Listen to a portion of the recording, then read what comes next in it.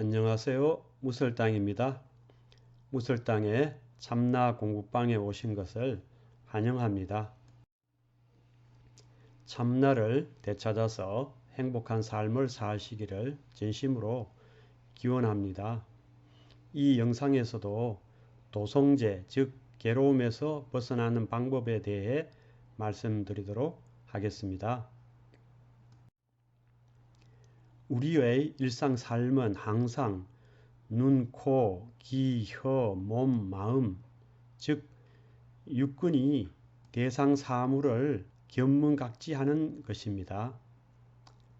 견문각지하면 바로 수가 일어나고 수, 즉 느낌이 일어나면 또 가래가 이어서 일어납니다.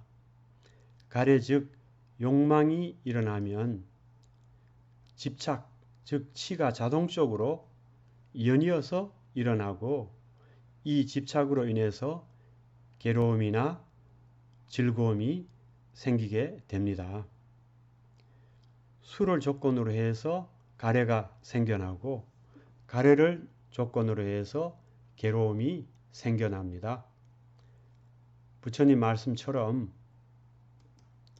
무릇 모든 괴로움이 생기는 것은 모두 욕망 때문입니다. 부처님께서 수, 즉 느낌을 화살에 비유하여 제1화살이라고 하셨습니다. 이 느낌은 범부나 성인이나 모두 같습니다.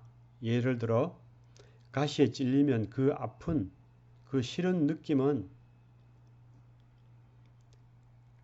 누구에게나 같습니다.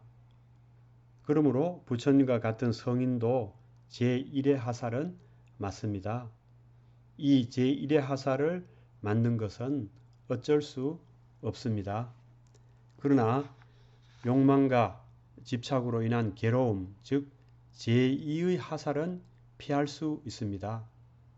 성자는 좋고 나쁜 느낌, 즉 낙수나 고수를 경험해도 욕망의 작용을 부리지 않기 때문에 제2의 화살, 즉 괴로움을 맞지 않습니다. 하지만 우리 범부들은 낙수와 괴로움에 대해 욕망을 일으켜서 괴로움이라는 제2의 화살을 추가적으로 맞습니다. 이는 부처님께서 비구들이여 범부들은 아직 바른 법을 모르기 때문에 오욕을 통해 즐거움을 느끼면 그 즐거움에 집착하여 곧장 탐욕의 번뇌에 속박당하고 만다. 그러나 이미 바른 법을 깨친 나의 제자들은 오직 한 가지의 느낌만 받는다. 즉 이들은 몸으로는 느끼지만 마음으로는 느끼지 않는다. 이를 비유하면 제1화살은 맞지만 제2의 화살은 맞지 않는 것과 같다라고 말씀하신 바와 같습니다. 예를 들어 큰 질병이 걸렸을 때의 고통, 즉 고수, 즉 제1화살은 누구도 피해갈 수 없습니다. 그 고통은 성자에게나 범부에게나 똑같습니다. 그러나 성자는 고수에서 끝납니다. 하지만 범부는 가래인 무유의 작용을 일으키기 때문에 고수, 나쁜 느낌에 대해서 괴로움, 즉 제2의 화살을 맞게 됩니다. 무유해란 어떤 대상이 당장 없어져 존재하지 않기를 바라는 욕망을 말합니다. 자신이 겪고 있는 질병이 당장 없어지기를 바라는 욕망입니다. 하지만 그 질병이 당장 또는 며칠 안에 낫지 않습니다. 아니 몇 달, 몇 년이 지나도 낫지 않습니다. 무유해라는 욕망이 충족되지 않는 것입니다. 무유해의 불충족으로 인한 괴로움은 겪어보지 않은 사람은 모를 것입니다.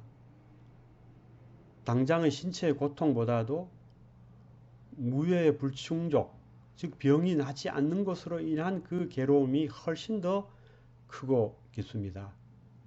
자연히 자신의 신세에 대해서 비관하게 되고 그 땅에서 선택을 하고자 하는 욕망마저도 일어납니다. 이 괴로움은 신체의 고통이라는 고수에서 일어나는 것이 아니고 무유해라는 욕망이 충족되지 않아서 오는 괴로움인 것입니다. 제2의 하살인 겁니다. 이와 같이 삶이 괴로운 것은 삶 자체가 괴로운 것이어서가 아니라 우리가 욕망과 집착에 사로잡혀서 제2의 하살을 맞기 때문입니다. 따라서 욕망과 집착을 내려놓아서 제2의 하살을 맞지 말아야겠습니다. 제2의 하살을 맞지 않기 위해서는 낙수나 고수의 느낌을 받을 때 또렷이 깨어 있어서 그것을 지켜볼 수 있어야 합니다. 제2의 하살을 맞지 않기 위해서는 무엇보다 낙수와 고수의 느낌을 받을 때 또렷이 깨어 있어서 그것을 지켜볼 수 있어야 합니다. 또한 욕망과 집착이 일어날 때 또렷이 깨어 있어서 그것을 지켜볼 수 있어야 합니다. 그래야 그것을 방아착 내려놓을 수 있습니다.